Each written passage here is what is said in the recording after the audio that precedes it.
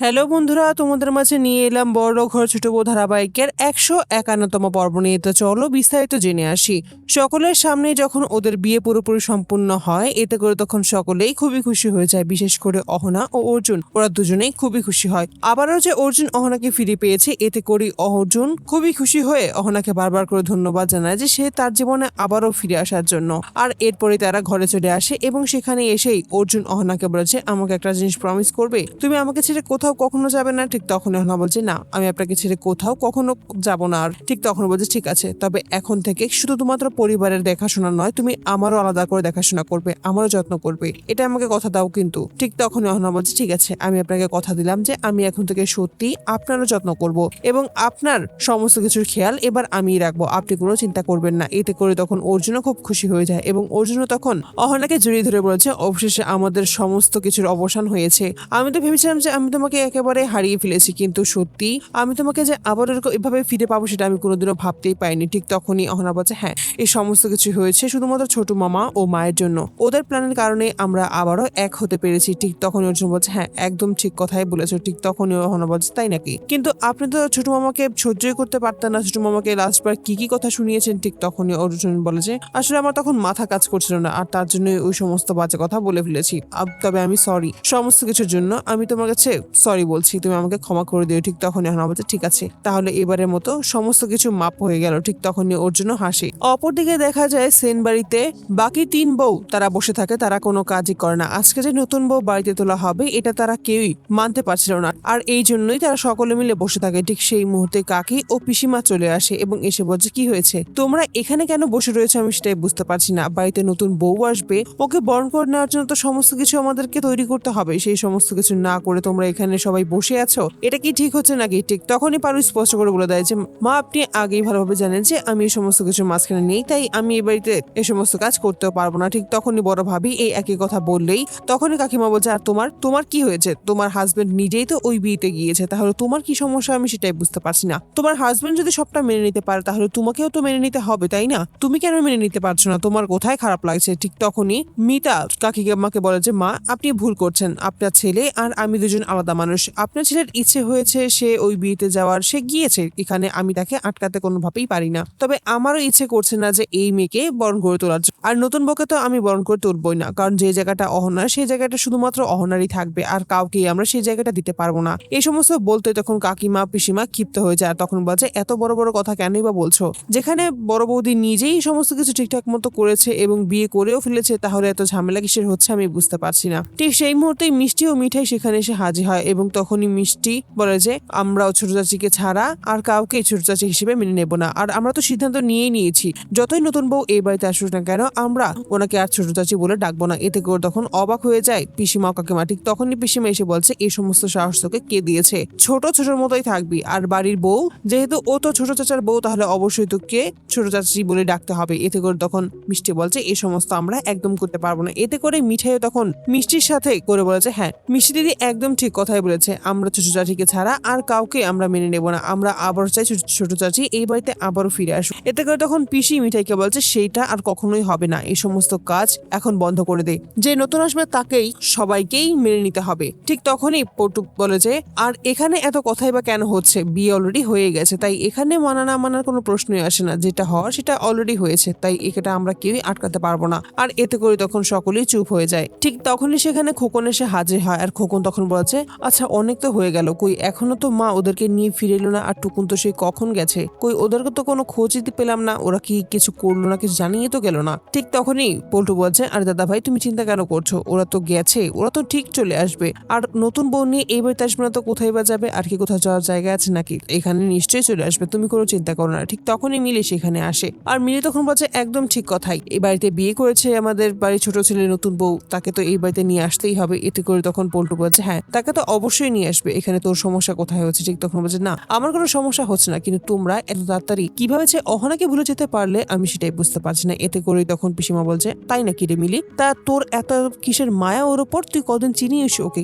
ঠিক তখনই মিলি বলছে, এটা সত্যি কথা যে আমি বেশি দিন ওকে চিনি না, তবে একটা কথা বলি যে যার প্রতি মায়াটা জন্ম হয়ে যায় না, তাকে বেশি দিন চিনতে হয় না, তার কিছুদিনের থাকলেই তার সাথে বোঝা যায় সে কিরকম ধরনের মানুষ। আর তার জন্য তো আমি বলছি যে ও কিরকম ধরনের মানুষ সেটা আমি খুব ভালোভাবে বুঝতে পেরেছি। আর যে সমস্ত কাজ আমি আমার শ্বশুর বাড়িতে দেখেছি, সেই সমস্ত একই কাজ এবার আমি আমার বাবার বাড়িতেও দেখছি, যেটা আমি কোনোভাবে মেনে নিতে পারছি না। এরকমটা যে হওয়ার কথা ছিল এবং এরকমটা যে আমি দেখতে পারবো সেটা আমি কোনোদিনও ভাবতেই পারিনি। ঠিক সেই মুহূর্তে কাকাবাবু সেখানে আসে। কাকাবাবু তখন বলেছে, আমি বাইরে যখন স্কুটিটা রাখছিলাম ঠিক সেই মুহূর্তে প্রতিবেশীরা ওখানে স্কুটি রাখতে বারণ করছিল, কিন্তু কি হয়েছে আমি কিছু বুঝতে পারছি না। ওখানে স্কুটি রাখলে কি বা সমস্যা হচ্ছে? এই বাড়িটাতে একটু ভালোভাবে জায়গাও নেই যেখানে স্কুটিটা রাখতে পারবো। ঠিক তখনই পারু বলে ওঠে যে, ঠিক আছে মামা বাবু, আপনি তাহলে এক কাজ করুন, আপনি আশেপাশে ভালো একটা জমি দেখে নিন এবং সেটা কিনে সেখানে বাড়ি করে থাকা শুরু করুন, আর সেখানে খুব বড় করে একটা গ্যারেজ করবেন, আর তখন আপনি আপনার স্কুটিটা সেখানেই রাখতে পারবেন। এতে করে তখন ক্ষিপ্ত হয়ে যায় পোল্টার। তখন বলছে, পারু মুখ সামলে কথা বলো, এত বড় বড় কথা তোমার আসছে কি করে? আমি সেটা তো বুঝতে পারছি না। এতে করে বড়ভাবে তখন পারুর কথা হয়ে বলেছে, কেন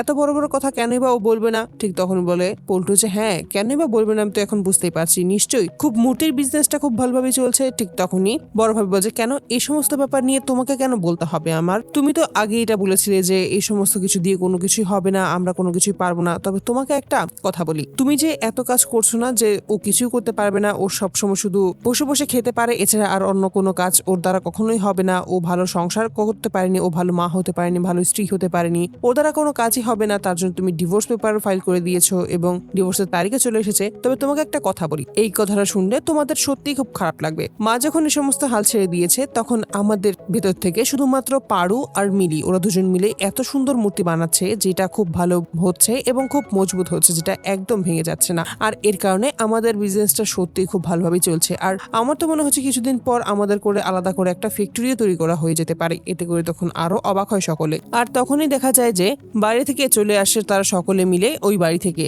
আর এতে করে তখন ছোট মামা গাড়ির ভাড়া দিতে চাইলেই টুকুন তখন বলছে, ছোট মামা আপনাকে এই সমস্ত দিতে হবে না, আমি নিজেই দিয়ে নিচ্ছি। এই বলে তখন ছোট মামাকে সরিয়ে সে নিজেই সমস্ত গাড়ি খরচ দিয়ে দেয়। আর এতে করে তখন খুশি হয়ে যায়। ঠিক তখনই দুর্গা দেবী অহনাকে এসে বলেছে অনেক বড় করে ঘুমটা দিবে, ভিতরে সবাই তো বেহুশ হয়ে যাবে, সেটা আমি খুব ভালোভাবে বুঝতে পারছি। তবে সকলে একত্রে বেহুশ হলে কিন্তু খুব বেশি ঝামেলা হয়ে যাবে, সবাইকে কিন্তু একত্রে আমরা সামলাতে পারবো না, তাই একে একে বেহুশ হলে সেটা না হয় আমরা সামলে নেবো। এতে করে তখন অর্জুন ও অহনা তারা দুজনেই হাসতে শুরু করে। ঠিক তখনই দুর্গা দেবী বলছে, কি হয়েছে? আমি কি হাসার কোনো কথা বলেছি? তোমরা সকলে মিলে হাসছো কেন? আমি তো সেটাই বুঝতে পারছি না। ঠিক তখনই বলছে, মা আপনি কেন চিন্তা করছেন? কোনো কিছু চিন্তা করবেন না, সব ঠিক হয়ে যাবে। ঠিক তখন বলেছে, হ্যাঁ আমি যেটা বলেছি সেটাই করতে হবে, আমি তো বলেছি অনেক বড় ঘুমটা দিয়ে ওখানে ঢুকতে হবে, তার মানে সেটাই করতে হবে। ঠিক তখন বলছে, ঠিক আছে। তখনই ছোট মামা বলছে, কিন্তু তোমার বাড়ির ছোট বউ তো চাকরিটা হয়ে যাবে মনে হচ্ছে। ঠিক তখন বলছে, হ্যাঁ এটাই তো একমাত্র বাকি ছিল, এমনিতেই একটা ঝামেলার মধ্যে আছে, আরো এই একটা ঝামেলা এনে আপনি দিয়ে দিয়েছেন। ঠিক তখনই অহনা বলে যে, মা আপনি চিন্তা করবেন না, আমি সেই 5টার সময় উঠবো এবং সমস্ত খাবার রান্না করব, এমনকি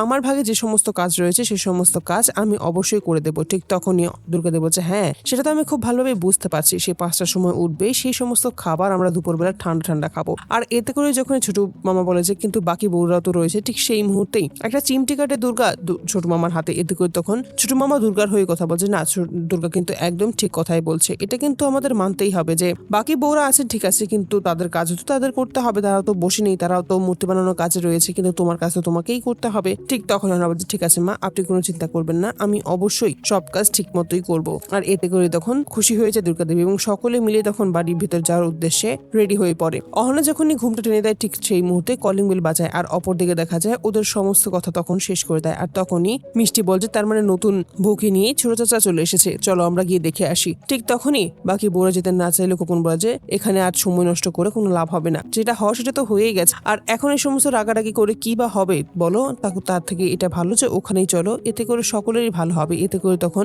খোকনের কথা সকলে মিলে একপাশে এসে মন খারাপ করে দাঁড়িয়ে থাকে। আর অপরদিকে দেখা যায় পিসি ও কাকিমা বরণডালা সমস্ত কিছু সাজিয়ে ফেলে নতুন বউকে ঘরে তোলার জন্য। আর সকলে মিলে যখন সেখানে আসে এবং নতুন বউকে বরণ করতে যাবে, তখনই দেখতে পায় নতুন বউ খুব বড় করে একটা ঘুমটা টানা রয়েছে। এতে করে তখন ও কাকিমা বলছে, কিন্তু দিদি ভাই উনি ও এত ঘুমটা টেনে কেনই বা আছে? ঠিক তখনই দুর্গা দেবী কি বলবে বুঝতে না পেরে বলছে, আসলে এটা ওদের বাড়ির একটা নিয়ম তো, যে বরণ করার পর ঘরে ঢোকার পরেই আসলে নতুন বউয়ের মুখ দেখা যাবে। আর এতে করে তখন বলছে, ঠিক আছে তাহলে সেটাই করা হোক। ঠিক তখনই কাকাবাবু বলেছে, কিন্তু মেয়ের বাড়ি থেকে কোনো মানুষ আসেনি কেন? একজন মানুষকেও তো আসতেই হতো। এতে করে তখন ছোট মামা বলছে, কে বলেছে আসেনি? আমি না হয় মেয়ের পক্ষ থেকে এলাম, এটাই আপনারা ধরে নিন। এতে করে তখন সকলে একটু চুপ হয়ে যায়। তারপরে যখন নতুন বউকে বরণ করবে ঠিক সেই মুহূর্তে প্রতিবেশীরা এসে হাজির।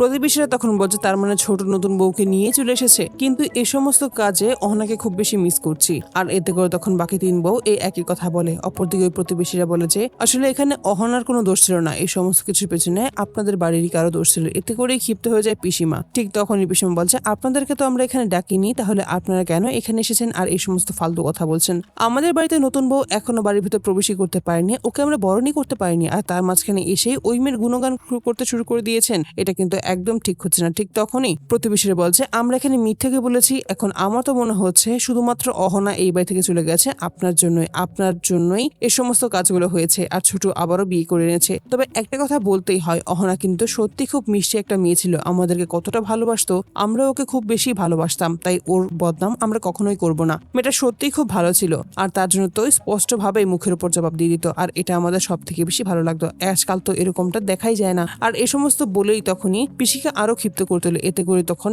দুর্গাদেবী শান্ত করার চেষ্টা করার বলছে, ঠাকুরজি এই সমস্ত কিছু বাদ দাও না, যেটা হওয়া সেটা তো হয়ে গেছে, এখন এই সমস্ত বলে লাভ হবে নাকি। ঠিক তখনই অন্য একজন প্রতিবেশী বলেছে, এই যে নতুন বউ শুনে রাখো, আমাদের বাড়ির অহনা কিন্তু এই বাড়ি থেকে এমনি এমনি যায়নি, এই বাড়ি থেকে কিন্তু অহনাকে তাড়িয়ে দেওয়া হয়েছে, তাই তোমাকেও আমি সাবধান করে যাচ্ছি। আর এতে করেই ক্ষিপ্ত হয় পিসি। তখন বলছে আপনাদেরকে এই সমস্ত কাজ করতে হবে না, আমরাই আমাদের নতুন বউকে সমস্ত কিছু বুঝিয়ে সুঝিয়ে তৈরি করে নেব, আপনাদের আর কোনো কিছু বলতে হবে না। এতে করে তখন সকলেই একটু চুপ হয়ে যায়। অপরদিকে দেখা যায় সকলে মিলে জোর করতে থাকে অহনাকে বরণ করে ভেতরে ঢোকানোর জন্য, এবং বরণ পর্যায়ে যখন শেষ হয়ে যায় ঠিক সেই মুহূর্তে সকলে মিলে নতুন বউয়ের মুখ দেখতে চাইলেই তখন দুর্গাদেবী বলছে আরে ভেতরে আগে যাক, তারপর তো দেখবে। আর এই সমস্ত শুনে তখন অর্জুন মিটিমিটি হাসে। ঠিক সেই মুহূর্তে বড় ভাবেই বলে যে দেখেছো ছোট কতটা খুশি হয়েছে, কেন যেন মনে হচ্ছে ও এইবার বিয়েতে সত্যি খুব বেশি খুশি। ওকে সত্যি অহনাকে ছাড়া অন্য একটা মেয়েকে বিয়ে করতে রাজি হয়ে গেল, এটা কিভাবে হতে পারে, আমি কিছুই বুঝতে পারছি না। ঠিক তখনই মেঝে বলছে কি সমস্ত বলছো তুমি বড় দিদি, ও যদি খুশি না হয় তাহলে কেই বা খুশি হবে, ওরই তো আজকে খুশির দিন, পুরনো জন চলে গেছে, এখন নতুন একজনকে বিয়ে করেছে, এর থেকে বড় খুশি আর কি বা হতে পারে বলো। এতে করে তখন সকলে অবাক হয়ে যায়।